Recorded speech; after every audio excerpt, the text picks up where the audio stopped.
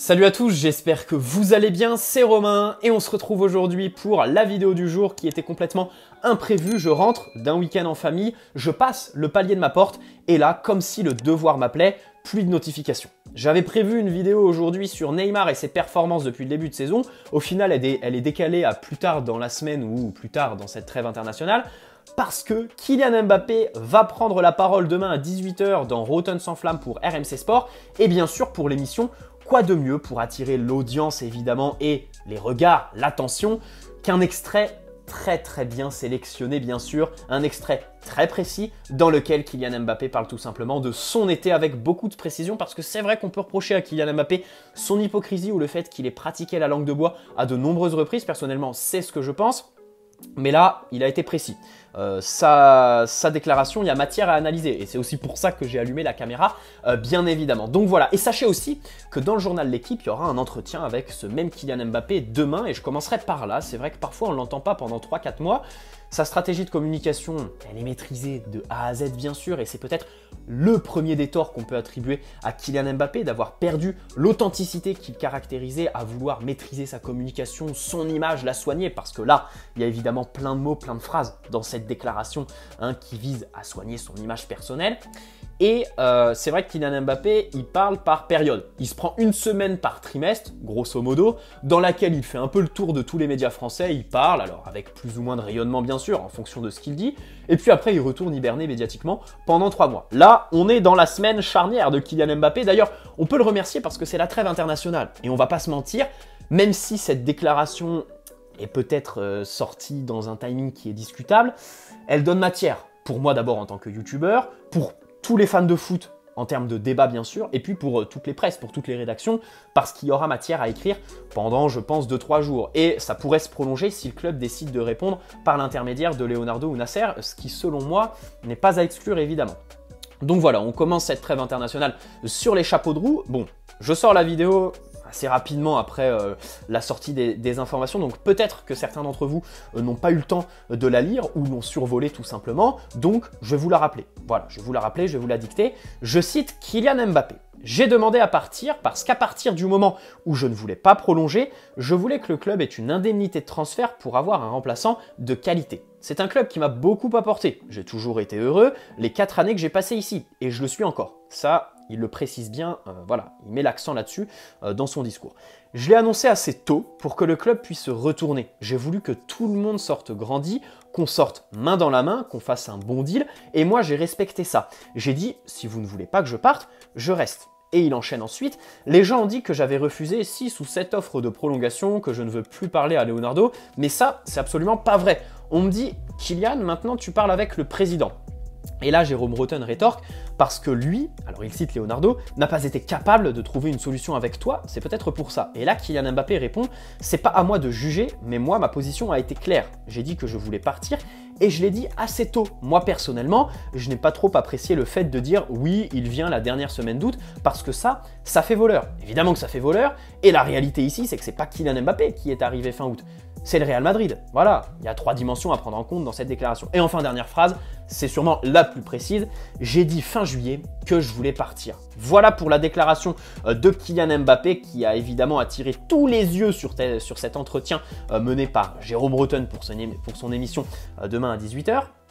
Donc voilà, on va revenir un petit peu sur cette déclaration. L'espace commentaire est ouvert évidemment à tous les débats, ce que vous en pensez bien sûr. Bon, personnellement, je reviendrai sur le timing. Alors merci, comme je le disais en début de vidéo, parce qu'il va animer notre trêve internationale. Mais sinon, pour être un petit peu plus sérieux, en fait, cette déclaration, il doit la tenir avant l'Euro. D'abord parce que dans sa dimension personnelle, on sait tous que c'est très mauvais d'aborder un tournoi international avec la question de ton avenir qui n'est pas répondue tout simplement. Et puis parce qu'avant l'Euro, il s'est embourbé complètement dans ces histoires de garantie sportive. Et pour moi, c'est la première des choses. On va commencer par là parce que dans cette vidéo, je pense protéger relativement Kylian Mbappé. Mais je vais commencer par l'attaquer parce que pour moi, il est indéfendable sur ce point. Son hypocrisie avant l'Euro et pendant la saison.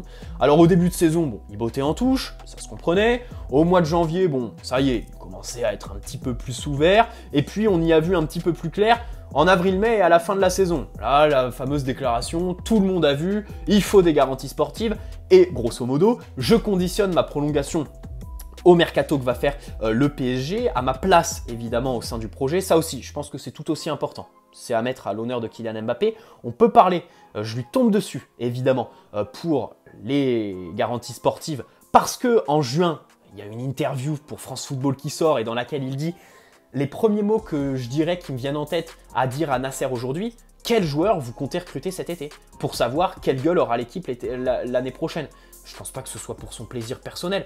Je pense pas que à cette époque-là, enfin, il se disait dans sa tête, bon vas-y, j'ai envie de savoir quelle gueule aura le PSG pour bien les regarder depuis Madrid. Non, non, non, non. Il conditionnait sa prolongation, du moins dans les médias, dans sa communication, au mercato du PSG. Donc voilà, et là, hypocrisie totale, bien sûr, pour moi. Là, il s'est retrouvé pris à son propre jeu, mais il y avait quand même une seconde dimension. C'est vrai qu'il y avait aussi, alors ça, il le disait un petit peu moins explicitement, parce que ça peut paraître arrogant, surtout en France, la place dans le projet. On sait tous qu'il a envie d'avoir une place centrale dans le projet. La réalité, c'est qu'avec l'arrivée de Lionel Messi, d'abord tactiquement, hein, pour moi, c'est le plus important. Tactiquement, c'est vrai qu'aujourd'hui, il est isolé. C'est vrai qu'aujourd'hui, il n'est pas forcément mis en valeur. Messi et Neymar, sur les premiers matchs, on peut leur reprocher de se chercher un petit peu trop, d'avoir isolé Kylian Mbappé. Après, c'est normal, c'est des joueurs qui se connaissent. Messi, Di Maria, Neymar, c'est des circuits qu'ils ont connus pour Messi et Di Maria en sélection, et puis pour Messi et Neymar, quand même, ils ont gagné la Ligue des Champions ensemble. Donc, je ne suis pas sûr que la complémentarité s'en va comme ça. Ils l'ont retrouvé. Donc, d'abord d'un point de vue tactique, et puis bien sûr, sur le plan du projet, il a été quand même relativement éclipsé cet été, Kylian Mbappé, même si il a fait un retour sur les chapeaux de roue en toute fin de mercato. Alors on va justement commencer par là. J'ai demandé à partir parce qu'à partir du moment où je voulais pas prolonger, je voulais que le club ait une indemnité de transfert pour avoir un remplaçant de qualité. Évidemment ici, bon, il veut soigner son image, c'est très très clair. On peut pas lui en vouloir bien sûr.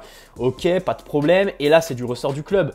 Bien sûr que les offres du Real, bien qu'elles soient tardives, était tout à fait respectable. 180 millions d'euros pour un an de contrat, Mbappé ou pas, aucun club, à part le PSG au monde aujourd'hui, l'aurait refusé tout simplement. Et c'est ça qui apporte le débat en fait sur la situation du PSG et la position. C'est ça qui fait que certaines personnes ne le comprennent pas. Le PSG, c'est un mode de fonctionnement inédit complètement, qui révolutionne le foot. Alors, révolutionne peut-être pas dans le sens où ça va se généraliser, les clubs-États vont pas se généraliser, je pense pas, mais c'est un système qui est complètement singulier.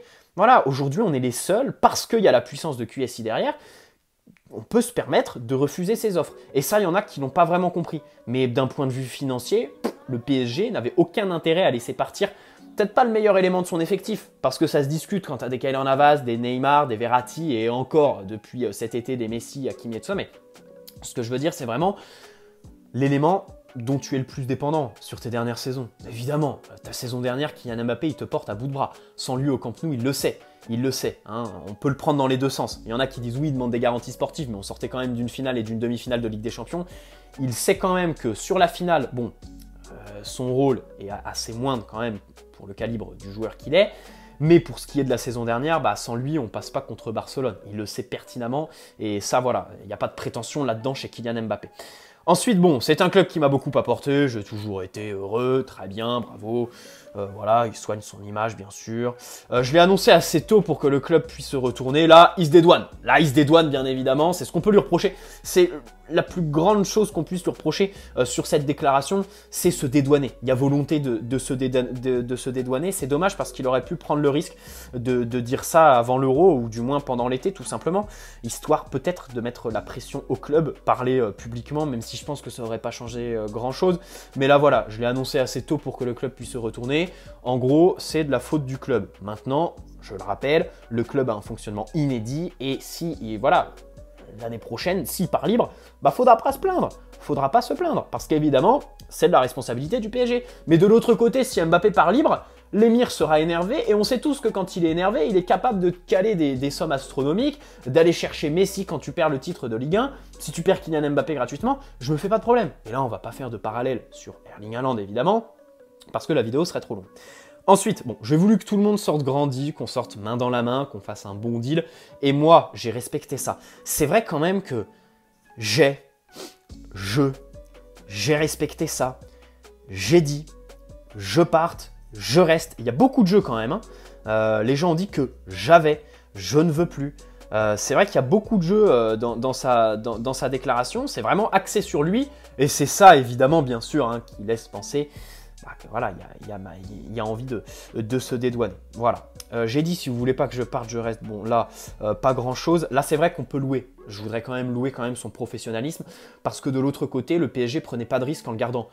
C'est-à-dire que Kylian Mbappé, c'est un des rares joueurs qui, même s'il est frustré de ne pas être parti malgré ses intentions de départ, ses envies d'ailleurs, il va rester professionnel. Sur le terrain, il va toujours tout donner. C'est quelqu'un qui a une hygiène de vie irréprochable, qui à l'entraînement donne tout. Sur le terrain, pareil, encore contre Rennes, en seconde mi-temps, c'est un des seuls qui avait, allez, un petit espoir, une limite, une infime envie de se rebeller, on va dire.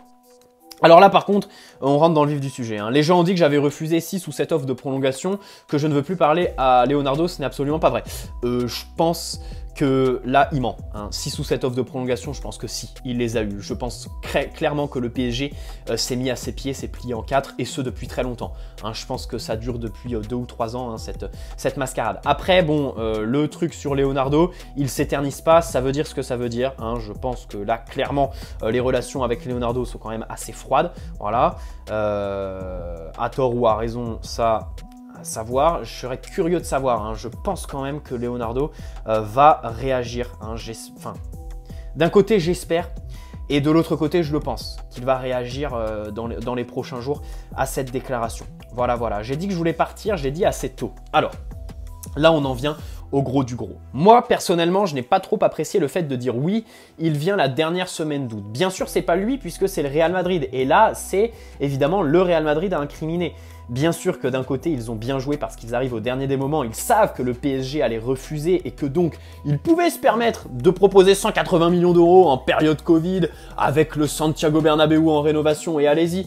Bien sûr, puisqu'il n'y avait aucune chance que le PSG les accepte. Donc ils pouvaient les formuler, allez, c'est parti, bien sûr. Évidemment, Florentino Pérez pouvait se permettre ça. Et puis surtout, au-delà de ça, le faire fuiter partout dans la presse. Parce que, évidemment, c'était un jeu médiatique pour faire passer le PSG comme méchant dans l'histoire. Alors, Kylian Mbappé dit qu'il s'est présenté fin juillet. Bon, écoutez, d'abord, il y en a qui disent, là, je l'ai vu, je suis allé checker un petit peu les avis et... la tendance qui se dégage un petit peu après cette déclaration. Ça incrimine beaucoup Kylian Mbappé, à raison pourquoi pas, mais quand même il y a un point, là ça dit oui mais fin juillet c'était trop tard, en un mois on n'a pas le temps de trouver son remplaçant. Les gars, on a quand même bouclé Lionel Messi en 4 jours top chrono. Bon, je pense quand même que là-dessus... on est quand même en manque de lucidité très clair parce que le PSG aurait très bien pu, si le Real Madrid avait fait une offre fin juillet, trouver son remplaçant. Pas de problème là-dessus, je pense que voilà, ça aurait été très très clair. Maintenant par contre, c'est sa dimension personnelle. C'est sa dimension personnelle. Pourquoi il se manifeste fin juillet ? Alors que voilà, avant l'Euro, il conditionnait on en revient toujours à la même chose en fait, son hypocrisie. Voilà, Kylian Mbappé, t'avais pas à être hypocrite. Dès le début, il fallait nous le dire. Dès le début, il fallait nous le dire, je prolongerai pas. C'est tout. Parce que là, tu demandais des garanties et tu les as. Et même avec les garanties, tu veux pas prolonger. Donc t'es pris à ton propre jeu. Bravo Kylian. C'est dommage parce que à vouloir contrôler sa communication. Aujourd'hui, dans le foot, la communication a une place prépondérante et je trouve ça très dommage parce que ça fait perdre en authenticité. J'aime pas en fait les joueurs qui veulent plaire à tout le monde. J'aime pas, je préfère ne pas aimer un joueur parce qu'il dit pas ce que je veux entendre qu'aimer un joueur parce qu'il brosse l'opinion publique dans le sens du poil. Tu vois ce que je veux dire ? Voilà, et ça c'est la tendance qui prévaut aujourd'hui. J'aime pas ça. J'aime pas toutes ces manœuvres de communication qui d'ailleurs sont très souvent désastreuses. T'es footballeur mec. T'es pas là pour plaire à tout le monde. Voilà, c'est tout. Et d'ailleurs, c'est vrai que ça, l'aspect communication, ça donne un aspect politique quand même. Une dimension politique au foot. Et il y a une autre dimension politique au foot. Alors là, je vais faire un parallèle très osé. Peut-être qu'il y en a qui vont me reprendre de voler. Et vous le voyez avec les élections présidentielles. En 2017, on va pas dire que les médias ont fait l'élection présidentielle, mais qu'ils y ont quand même contribué.